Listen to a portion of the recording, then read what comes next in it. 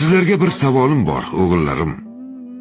Alloh taolo barcha mahluqotlardan, ya'ni insonlardan, farishtalardan, shaytondan, jinlardan, butun koinotdan oldin nimani yaratdi?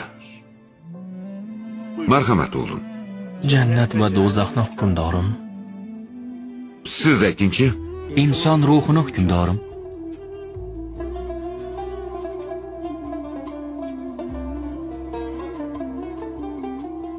Ismingiz nima o'g'lim? Ahmad. Demirchili Ahmad Sidqi hukmdorim.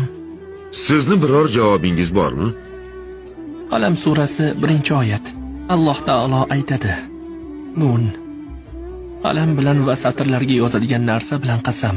Yaratilgan birinchi narsa qalamdir, hukmdorim. Rivoyat qilinadiki, Hazrati payg'ambarimiz sallallohu alayhi va sallam Alloh birinchi xalq qilgan narsa qalamdir.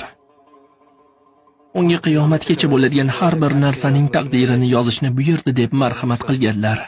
Alloh taolo qalamga, arshga La ilaha illalloh Muhammadur Rasululloh deb yoz dedi. Qalam buyurilganini yozdi. Qalam payg'ambarimizning ilk nuridir. Ikkinchi nuri esa arshdir.